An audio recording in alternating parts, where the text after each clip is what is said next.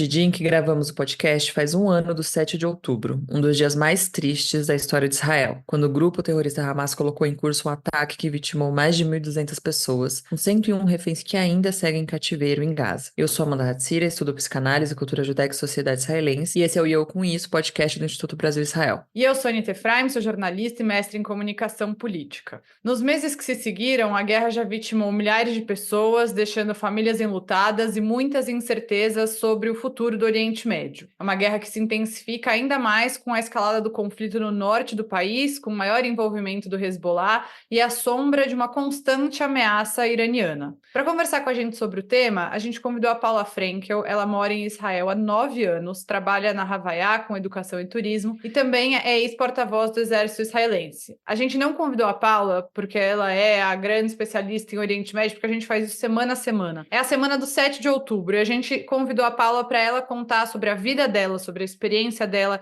e como as coisas mudaram e o que ela tem sentido desde o 7 de outubro. Paula, muito bem-vinda, muito obrigada por aceitar conversar com a gente aqui. Oi, muito obrigada a vocês pelo convite. Uma honra estar aqui. Bom, a gente queria te pedir então para começar fazendo uma análise desse um ano depois do início da guerra. Você consegue resumir um pouco, numa linha do tempo, para quem talvez não acompanhe tão de perto, o que aconteceu na sua vida e na vida de todo mundo que vive em Israel nesse período? Olha, eu vou tentar muito fazer de uma forma bem sucinta, mas não prometo. Eu acho que, começando do hoje, do um ano depois, a gente tem. Hoje foi o momento que eu mais olhei para trás e mais voltei no 7 de outubro de 2023.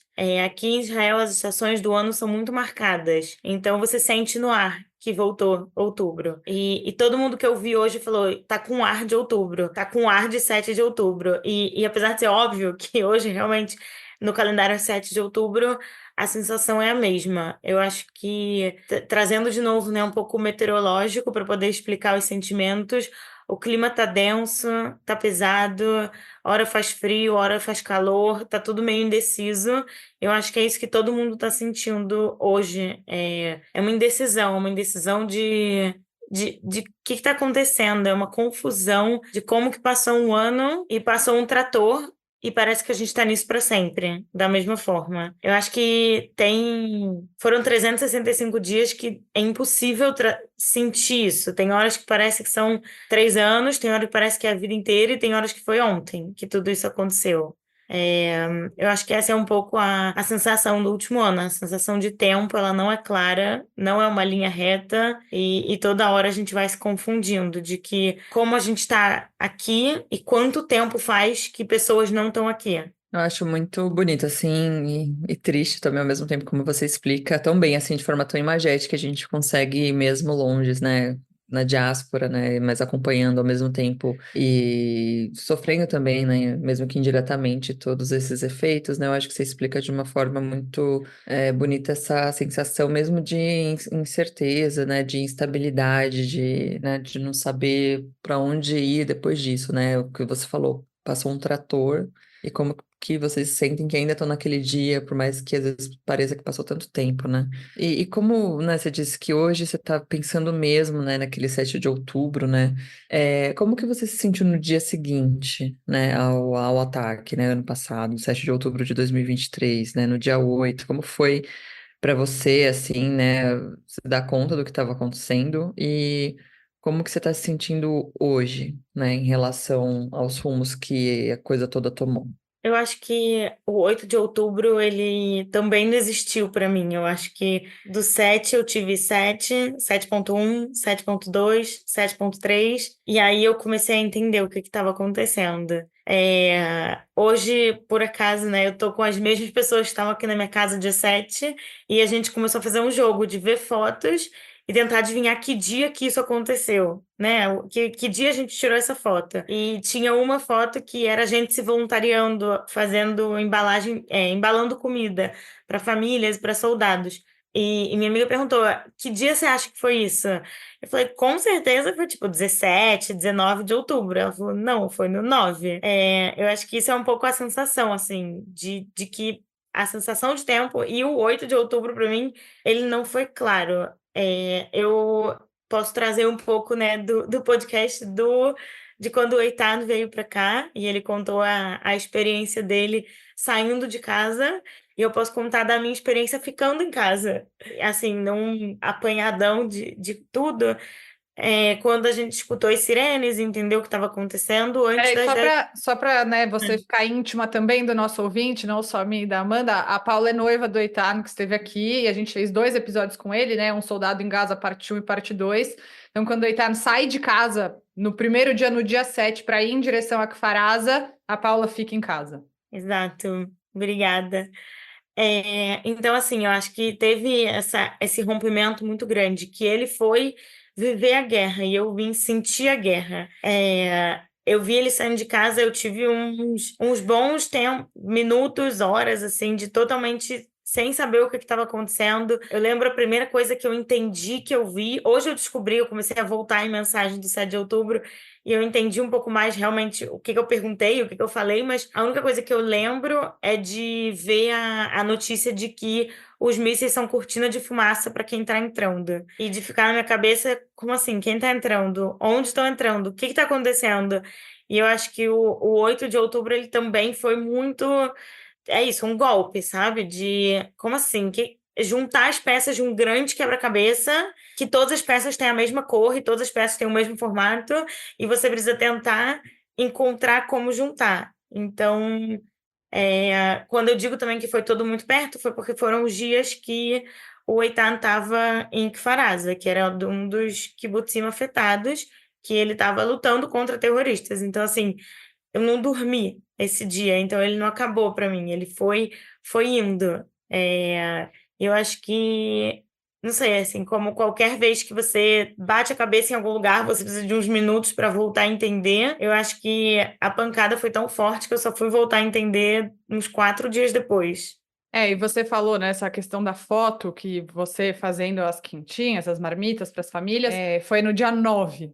Então, eu queria que você contasse um pouco sobre esse período em que você se dedicou a levantar fundos para ajudar soldados que foram servir, famílias envolvidas de vítimas, de sequestrados. Conta um pouco sobre essa sua iniciativa, e acho que é legal você também contar um pouco, Paula, que isso ajudou quem precisava, mas como isso também te ajudou a passar por esse período. Então, foi. Eu acho que assim, o 7 de outubro não foi só pra gente, né? Eu acho que assim, como tem uma coisa, tipo o ataque do Irã, que teve, né, na terça passada, é uma coisa que afeta os moradores de Israel. E eu recebo mensagens de todo mundo perguntando como eu tô. E eu acho que o 7 de outubro, ele transcendeu tudo isso. E ele afetou a todos os judeus da diáspora, todo mundo. Então, quando a gente começou a ter essa noção de que, sabe, as pessoas estavam sentindo uma dor, e não é nem a palavra empatia aqui, porque não é empatia, era em primeira pessoa. E foi uma das primeiras vezes que eu sinto que foi tão em primeira pessoa com pessoas que não moram aqui, que não são israelenses.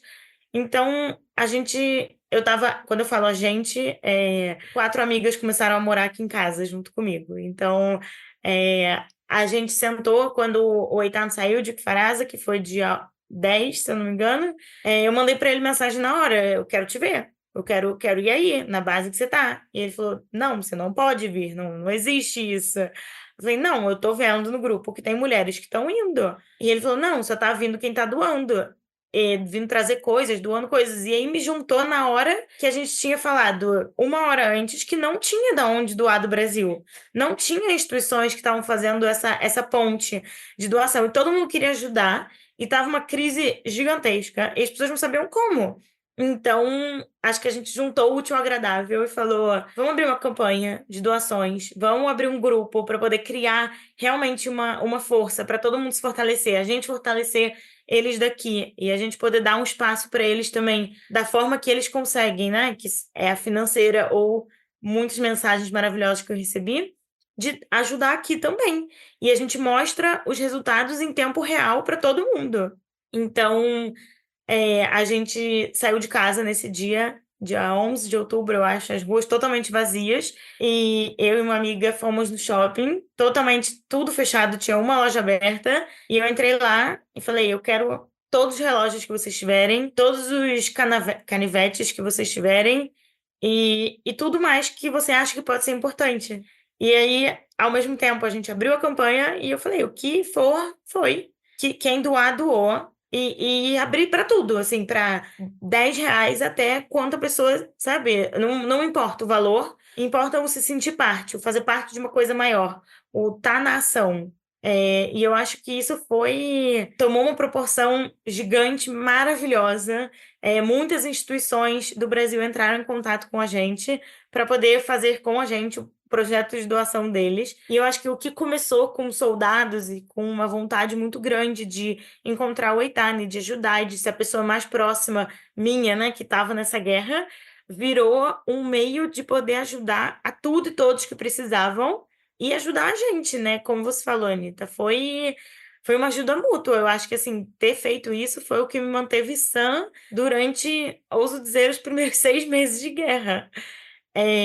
A gente pôde ajudar aos kibbutzim que foram afetados, as famílias, a refugiados, o Fórum das Famílias dos Sequestrados e Desaparecidos, muitos soldados, tudo assim. O meu número de celular começou a rodar entre os hotéis das pessoas que estavam evacuadas de suas casas. Então, eles já vinham, eles falavam, Paula, a gente precisa de 20 tablets para as crianças estudarem.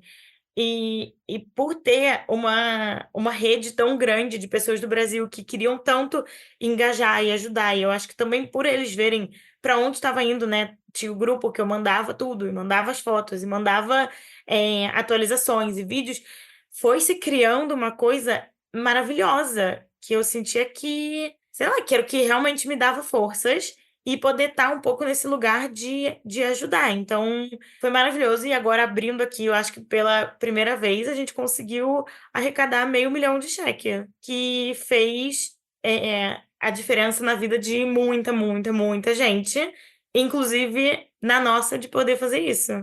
Paula, eu também queria aproveitar, né, que você está falando sobre essa mobilização. Acho que a grande marca da sociedade israelense, desde que tudo isso aconteceu, foi a resiliência da sociedade civil israelense, né? Essa mobilização sua, né, de quem estava com você, né, da Mari Guelka também, que estava com você nessa, do Fórum das Famílias dos Reféns. Isso não tem nenhuma relação com o governo. Isso são pessoas. Então, queria aproveitar que você contou um pouquinho sobre isso para te ouvir sobre esse paradigma, né, da força de uma sociedade muito abalada, mas que não paralisou, né, de forma totalmente oposta a um governo que ficou basicamente paralisado, né, nesse momento. Com certeza. Eu acho que, assim, se a gente pega, né, qual era a realidade de Israel pré-7 de outubro, não era que estava todo mundo feliz, amigo, estavam tendo milhões de protestos toda semana contra a reforma judicial, um país totalmente dividido, muito ódio nas ruas, hostilidade, um governo total de direita que estava ali beirando, né, pondo um pezinho em atos não democráticos. Então, quando acontece o 7 de outubro, é um momento de também, assim, como vai ser isso? Como vai ser isso na sociedade? Como você vai juntar as pessoas? Porque não atacou só a religiosos, não atacou só a esquerdistas, foi um ataque a quem estava pela frente. Era judeu, era árabe, era tailandês, podia ser cristão, podia ser muçulmano, não importa. Ele afetou a todo mundo. Então, eu acho que teve aquele medo e esse medo durou 1 minuto, porque no momento seguinte você conseguia ver como que as pessoas estavam todas se mobilizando e todas juntas e todas com um único objetivo. E para mim ficou muito marcada uma frase. Tem um restaurante chamado Ahim, que se chama Os Irmãos de Tel Aviv, que eles são muito ativos politicamente. E eles são um pouco, por princípio, eles não são kasher também. Porque eles acham que tem toda uma máfia, enfim. E quando deu 7 de outubro, na mesma hora eles não pensaram duas vezes. Eles chamaram um rabino, eles cacherizaram toda a cozinha deles e eles falaram: a partir de agora, a gente vai fazer comida para todo mundo. A gente precisa ter certeza que nossa comida vai servir a todos que precisam. E uma frase que eles falaram era: a gente vai fazer isso até o momento que o governo começar a funcionar e fazer o que ele tem que fazer. Até o momento que não tenha um governo que consiga tomar isso nas mãos, a gente vai estar aí fazendo. E essa foi a realidade. Eram filas de pessoas querendo voluntariar, não tinha espaço para voluntariar. Cada vez novos projetos sendo abertos, novas pessoas querendo ajudar, se mobilizando. E isso dura até hoje, assim. Eu tô em grupos de WhatsApp que estão agora organizando as casas, as futuras casas da comunidade de Kfar que não pôde voltar para suas casas, e eles estão indo para um outro kibbutz chamado Ruhama. Então, tem grupo de voluntários que vai todo dia lá para poder construir os móveis, pintar as casas, arrumar as casas, para as pessoas poderem chegar numa casa que vai estar toda mobiliada até a última colherzinha de chá. Então, assim, é uma coisa que é uma chama que veio, né? Tanto do 7 de outubro, mas ela perdura até hoje. Isso é muito incrível, assim, realmente foram relatos que a gente ouviu, assim, inclusive nos grupos que o IB fez de escuta e acolhimento, né, para as pessoas que estavam sendo afetadas direto ou indiretamente, né, pela guerra, e eram coisas assim, desde um concerto numa janela, às vezes a pessoa não estava nem precisando de algo, assim, ligado diretamente ao conflito, mas, assim, trazer o conforto, garantir que as pessoas têm o que elas precisam, né, toda essa mobilização da sociedade, que foi uma coisa, assim, impressionante, e diante desse contexto que você trouxe, relembrou muito bem, né, de que havia já uma cisão na sociedade, né, e a partir desse acontecimento, né, dessa tragédia, as pessoas olharem primeiro pro bem coletivo, né, isso é muito incrível, assim, muito importante, e um relato muito bom que tenha sido assim, né. E ainda voltando um pouco assim para sua experiência, para suas questões, né, como você trouxe aqui, né, você é noiva, né, de um reservista. Queria saber um pouco mais de como que foi, né, quando ele estava no exército, como que tem sido para você agora, né? Você tem assim uma constante tensão de que ele tenha que voltar para os campos de batalha, né? Como que é isso entre vocês? Vocês conversam sobre isso? Acho que em uma palavra, como foi, é desesperador. Mas assim, indo um pouquinho mais a fundo, é isso. Eu acho que hoje realmente a gente está um pouco, né, em hebraico a gente fala Heshbon Nefesh. É um pouco fazer uma conta de tudo, assim, né? Colocar tudo em valores e pensar e balança. E eu acho que eu falei hoje, e eu vou repetir aqui, que se me virassem para mim hoje, falassem, olha, você vai ter que passar tudo de novo. Você já sabe o fim. Você já sabe o que vai acontecer. Você já sabe que vocês, um ano depois, vão estar juntos em casa planejando o casamento. Mas você tem que passar por tudo de novo. Você passa? Eu não passo. De jeito nenhum. Eu acho que no primeiro momento foi desesperador, porque era muito o inimaginável. A gente tinha passado poucos dias antes, né, o Yom Kippur, que tinha dado 50 anos, 50 anos da Guerra de Yom Kippur. E aí a gente passou todo esse tempo falando sobre guerra, guerra, guerra, e era uma coisa extremamente distante, que um canal de TV teve que pegar as imagens da Guerra de Yom Kippur e colocar com cor para poder as pessoas hoje em dia ainda se sentirem conectadas. Então era assim, sabe, lá longe. E acordar para uma guerra foi desesperador. Foi assim, como, assim, como isso aconteceu, quando isso aconteceu, e quando que ele saiu de casa, assim, tinha muita incerteza, porque a gente só via a TV. Assim, eu acho que eu estudo comunicação na Universidade de Tel Aviv. Eu tive uma aula sobre ética da comunicação aqui em Israel. E desde que teve a intifada, que muitas pessoas eram assassinadas em atentados na rua, existe todo um código de conduta, como você transmitir na televisão as informações, porque você não pode, né? Antigamente a câmera ia em cima do morto e filmava em rede nacional, todo mundo via. E tem todo um código de conduta que você não pode fazer isso, não pode mostrar esse tipo de coisa. E no 7 de outubro, não teve tempo de pensarem nisso. Era a TV o tempo inteiro, imagens sem nenhum tipo de filtro, não dava tempo de ter filtro.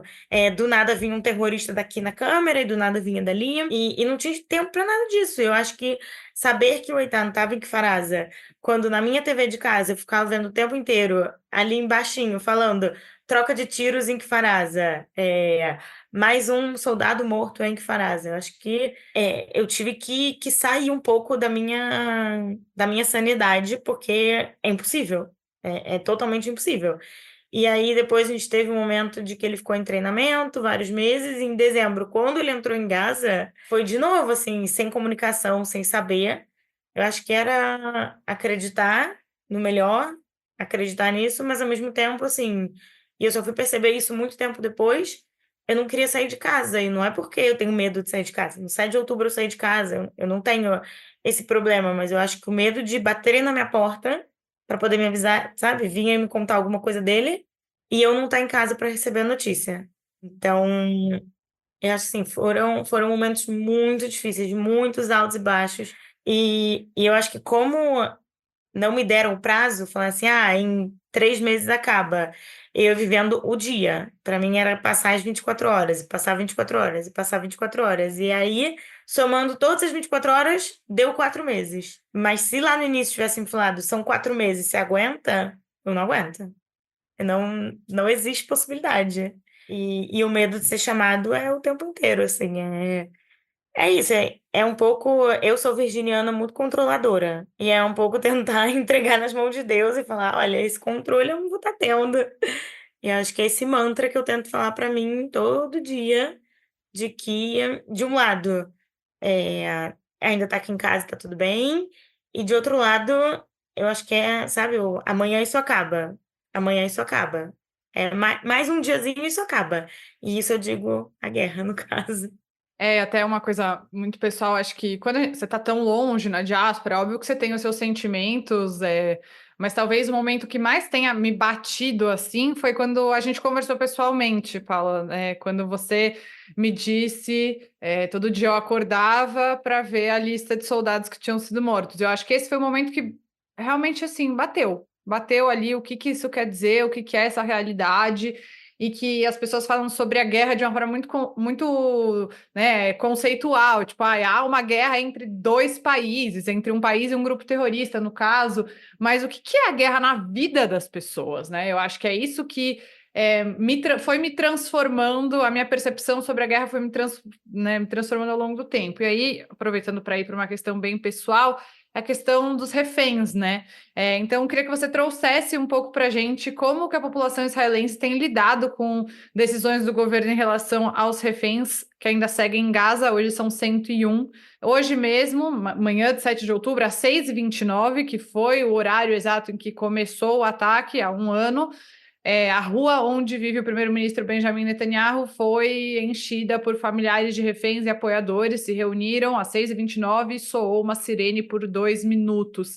Essas manifestações têm sido constantes, né? Mas como você sente a sociedade israelense em relação a essa questão dos reféns e como têm sido as respostas do primeiro-ministro Benjamin Netanyahu e do restante do governo em relação a elas? Eu acho que não tem nenhuma pessoa nesse país que não queira que eles voltem e que não pense nisso constantemente. Eu acho que, por um lado, quem não está dentro disso, né? De novo, a guerra tem muitas camadas, né? Você tem as pessoas que estão nela, vivendo ela, você tem as pessoas que são diretamente afetadas, e você vai indo. A partir do momento que o Eitan saiu da reserva, eu mudei de camada da guerra. Então, isso acontece com a grande maioria da população, que você vai transitando por essas coisas. Quem tem familiar que está sequestrado não pode se dar o luxo de fazer isso. Não pode se dar o luxo de sair. Então, eu acho que eu, no caso, não tenho familiares, não tenho conhecidos muito, muito próximos. A gente tenta um pouco, de vez em quando é assim, ai, tá demais para mim. Eu não consigo mais respirar. E ao mesmo tempo vem uma segunda voz que fala, mas a gente não pode desistir. E a gente não pode abandonar, porque tem gente que não pode se dar o luxo de fazer isso. Então eu acho que assim, a sensação é muito essa. É uma frustração muito grande, que passou um ano e eles não estão aqui. Eu acho que nos piores pesadelos de todo mundo, isso não seria a realidade. É não saber como eles estão. Eu acho que tá todo mundo muito frustrado. Muito, assim, é muito doido. Só de falar nisso eu já me sinto um pouco sem ar de novo. Assim, de caramba, como? Sabe como? Eu acho que em relação ao Bibi, assim, ele cria uma narrativa muito forte de que não é ele que não quer o acordo. Ele cria uma narrativa muito forte de que é muito difícil fazer acordo com terroristas, é muito difícil fazer acordo com quem não quer. Eu acho que essa narrativa dele tem suas falhas, né? Bem forte. Mas infelizmente, a gente não consegue estar dentro. E não é que fizeram um plebiscito para saber o que o povo quer. O que as pessoas querem. Eu acho que fica muito nessa politicagem, e que os gritos das pessoas e o grito da população não conseguiu ainda penetrar nisso. Então, acho que a sensação, assim, no geral, é muito de frustração. Paula, você se sente frustrada de ver que esse discurso, essa narrativa dele tem tanto eco na diáspora? Sim, mas ao mesmo tempo, assim, eu não consigo assinar embaixo que realmente é tudo mentira. A gente não consegue ter certeza que ele tá ali, sabe, realmente cancelando. Tem um acordo, ele vai lá e fala: não, não, não, galera, não mais. Assim, eu acredito que seja muito difícil fazer acordo com pessoas as mesmas pessoas que planejaram entrar no país e matar todo mundo. Eu acredito que soltar X prisioneiros por pessoa não é uma decisão fácil e vão ser outros desafios que a gente vai ter que lidar aqui. Eu acredito que a mesma pessoa que talvez o terrorista está preso por causa de alguma coisa que fez diretamente para ela ou para a família dela, não seja fácil lidar com isso. Mas ao mesmo tempo, colocando tudo isso de lado, não tem preço para devolver a vida das pessoas que estavam existindo. Elas estavam nas casas delas, elas não estavam agora se voluntariando para poder entrar num conflito, elas não estavam nada, elas estavam existindo. E elas foram arrancadas das próprias casas, levadas para Gaza. Então eu não acho que faz sentido no país a gente tomar eles como bode expiatório da nossa segurança. Então, assim, é muito complicado como, né, analisar tudo isso, mas é muito frustrante que a gente ainda está tendo esse diálogo e não já o para frente, o diálogo do como a gente vai lidar com ter que libertar, como a gente vai lidar com não ter a Filadélfia, entendeu? Eu sinto que a frustração é um pouco mais essa. Sim, eu acho que e um sentimento assim de traição, né? Eu acho que esses familiares têm em relação ao governo Netanyahu, principalmente, né? Que é não estão fazendo nada, né? Pelo contrário, parece que estão trabalhando para que a coisa realmente perdure. E como tem sido, né? Assim, o dia a dia, né? Em Israel, para você também, em relação à escalada da guerra no norte, né? Contra a hostilidade do Hezbollah. Tem uma sensação assim de ameaça crescente? Eu moro em Jerusalém, então, assim, minha primeira resposta é não. Todo mundo fala sobre isso, mas, assim, eu sinto que falam que poderia ser aqui. Obviamente, dói mais porque é dentro de Israel, mas poderia ser aqui como poderia ser em outro país, no momento. De novo, né? Dói porque é dentro de Israel, mas, assim, não me afeta diretamente. A escalada com o Hezbollah agora na minha vida do dia a dia, né? Não nas minhas sensações, opiniões, sei lá, dor. Eu acho que, assim, as pessoas do norte já estão sofrendo desde o 7 de outubro do ano passado, que eles deixaram as casas deles. Agora está ganhando mais força, agora dói mais porque tem mais soldados morrendo. E, Anitta, eu tinha até esquecido que eu tinha te falado isso, na verdade, mas estamos a 365 dias que segue sendo a primeira coisa que eu faço ao acordar. É ver nomes, ver cidade, ver se tem algum tipo de conexão. Mas assim, é o que todo mundo pergunta: como tá a vida aí? A vida aqui tá normal. A vida em Jerusalém tem trabalho, tem restaurante, tem cinema. A vida tá normal. É o normal do 6 de outubro de 2023? Não. Mas é a mesma coisa de quando começou a abrir o corona, é o novo normal. Eu acho que eu nunca vou ser capaz de comparar com o ano passado do normal que tinha lá, mas é o normal de agora. E aí tem dias que são mais difíceis. Por exemplo, o dia do ataque do Irã, na terça, eu estava num casamento em Yafo. Então a gente começou com um atentado em Yafo, que já foi um choque, porque Yafo era, na verdade, muita gente vê como um símbolo de coexistência e que é uma área muito segura. E aí, quando é um atentado, é um terremoto na convicção de todo mundo, que já está muito abalado desde, né, do 7 de outubro. E aí começaram os mísseis, e aí eu acho que aí afeta o dia a dia das pessoas. Mas enquanto eu estava dentro do bunker, falando com a minha família, eu falava: tá tudo bem, gente, tá tudo bem, tá tudo certo. Então, assim, não tá tudo bem. Mas tá tudo bem. Assim, que nem aqui em Israel hoje em dia, alguém te pergunta: e aí, como você tá? Você não pode falar: tô ótimo, sem falar: tô ótimo, dado as circunstâncias, de acordo com a realidade. Então, assim, eu acho que sempre vem, né, com esse adicional. Então, eu acho que essa é a nossa nova realidade. E acho que, enfim, pode ser um momento para a gente começar a falar sobre pensar no fim, né, da guerra. Como tem sido em Israel ouvir os apelos internacionais por cessar fogo, dos dois lados, né? Ouvir os apelos e ouvir as respostas do governo. Como você falou, quando eu estive aí e eu fui à manifestação, eu vi muita gente pedindo o fim da guerra. O foco realmente é a libertação dos reféns, mas as pessoas estão cansadas de viver na guerra. A guerra é ruim por N motivos, por questões morais, mas por questões da vida prática, a economia do país. Então, eu queria te ouvir um pouco sobre isso. Para você, pessoalmente, você sente assim um desespero pelo fim da guerra? Ou você. Porque também tem uma narrativa que, dentro de Israel, é de uma guerra justa, né? De muita gente dizer, ah, não, mas Israel tem que fazer isso, é importante. Então, como que você tem se sentido no meio desses polos, dá para gente dizer, dessas diferentes visões, ou não são tão diferentes assim? São muito diferentes. Eu acho que tem agora uma diferenciação maior ainda com a guerra no Líbano e a guerra em Gaza, né?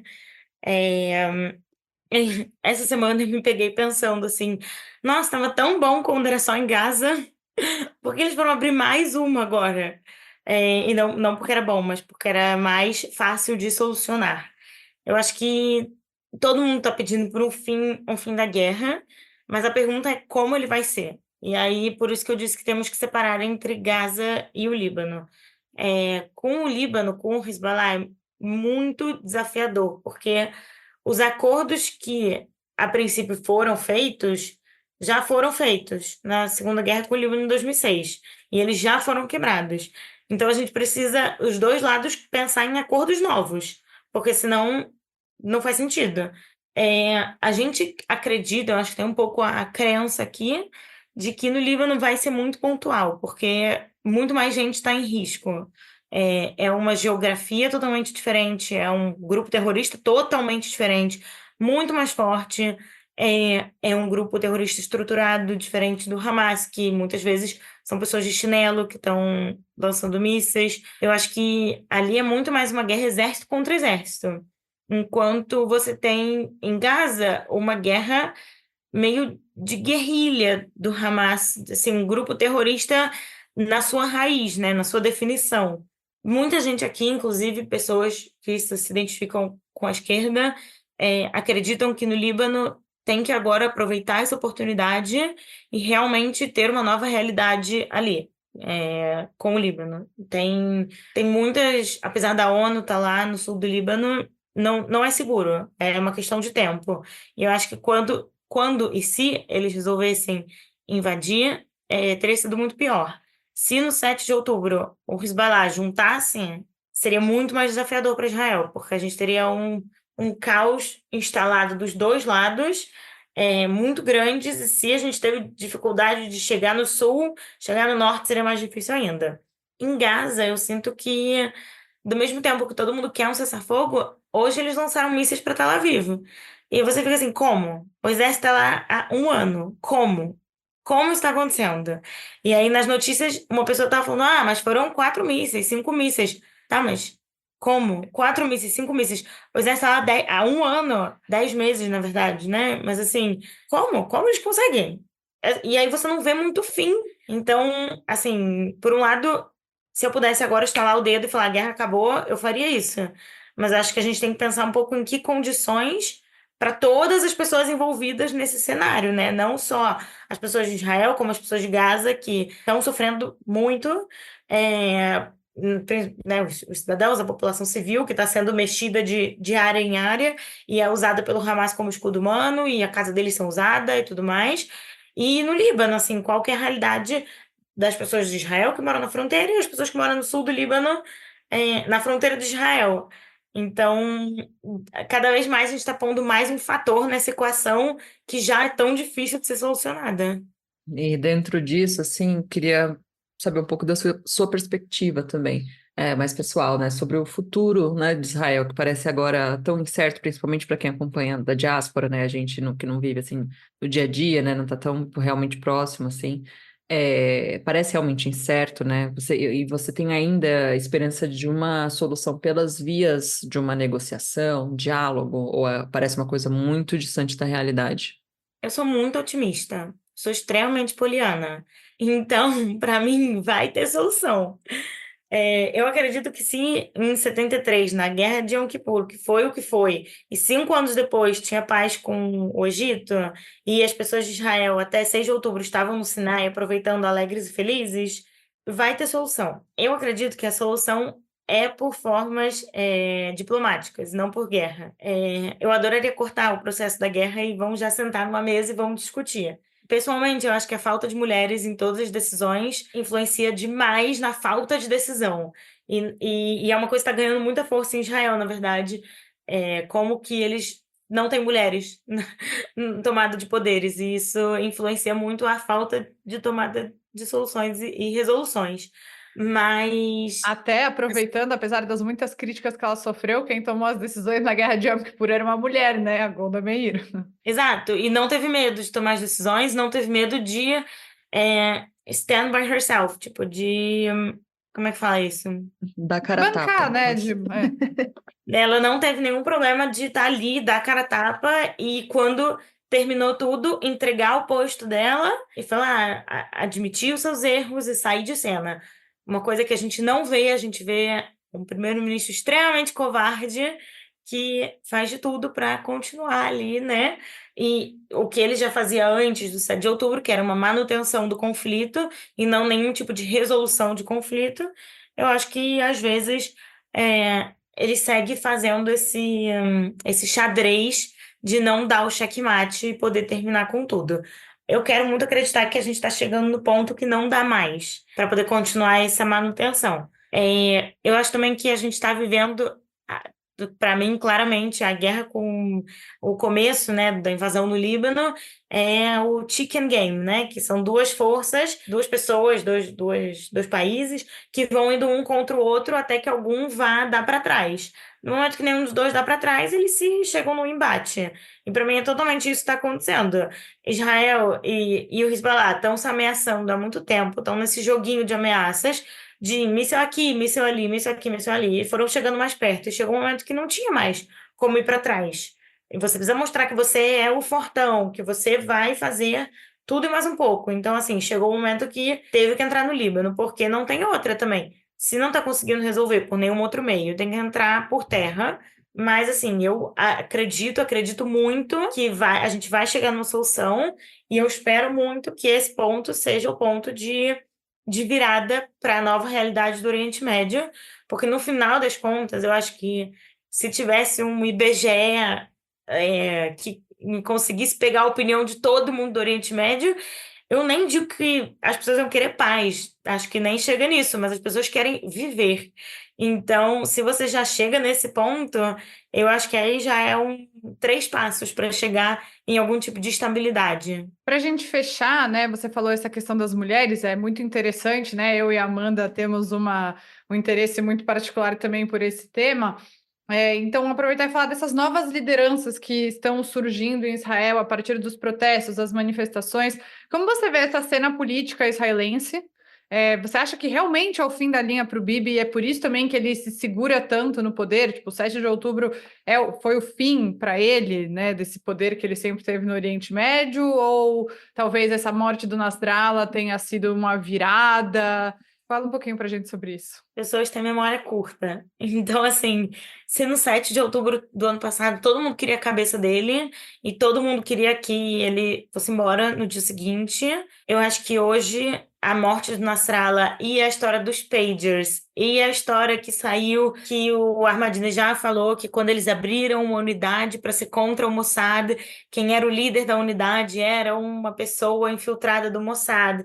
E você começa a ter várias histórias, que são as histórias, né, sei lá, todas as histórias que a gente ouviu de heroísmo israelense, história, né, como se fosse quase super-herói. Ele pega isso e ele se alimenta disso, apesar dele não ter estado lá, dele não ter sido a pessoa que planejou tudo isso, ele leva todo o crédito. Então, você tem, assim, uma população que está esquecendo. E ele está trazendo o espírito de orgulho e de como é que chama isso? orgulho, eu acho que é a palavra certa. Ele está trazendo o espírito de orgulho que estava faltando nas pessoas. As pessoas estavam se sentindo humilhadas no 7 de outubro, de que como tem um jornalista de Gaza fazendo uma reportagem dentro de um kibbutz do sul, e dentro de Israel, hoje em dia você fala assim, ninguém pode ir com a gente. A gente está com a moral lá em cima de novo. E aí você tem, por um lado, novas lideranças totalmente masculinas sendo criadas, mas as pessoas do ano todas sendo mulheres, né? Você tem a mãe do Ish, que foi a maior símbolo de força e de dar a cara a tapa também. Você tem a mãe do Matan, que é um outro sequestrado, que ela tá em todos os lugares e ela tá indo e acorda todos os dias e vai com força e tá ali. Você tem a Raquel de Ofakim, que foi a pessoa que conseguiu convencer os terroristas por meio de biscoito para poder não matarem ela. Então você vai tendo muitas mulheres sendo exponentes e com as melhores histórias, né, do heroísmo. E aí você tem uma política que só tem mais e mais homens brancos crescendo e ganhando poder. Então, assim, acho que também precisa ter cair a ficha nas pessoas de que tá faltando alguma coisa ali. Tá faltando na constelação de opções políticas, tem uma falta muito grande e é uma falta feminina. Paula, eu quero te agradecer muito por ter participado aqui com a gente.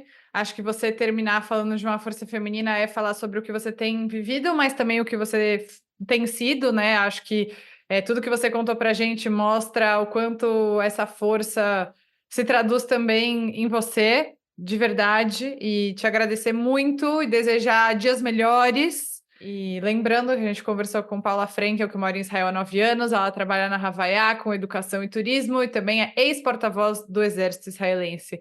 Obrigada, volte sempre e espero que a gente se veja em Obrigada. breve. Também faço das palavras da Anitta as minhas. Te agradeço muito e acho que quem está ouvindo a gente também gostou muito de te ouvir. Obrigada, Paula. Bom, e para quem está ouvindo a gente, quiser mandar uma mensagem, falar do que achou do nosso episódio, é só escrever para eucomisso@institutobrasilisrael.org. A gente está em diversas plataformas de áudio, como Spotify, Orelo, Apple Podcast e também no canal do YouTube do Instituto Brasil Israel. Não esquece de seguir o IB nas redes sociais e até quarta-feira que vem.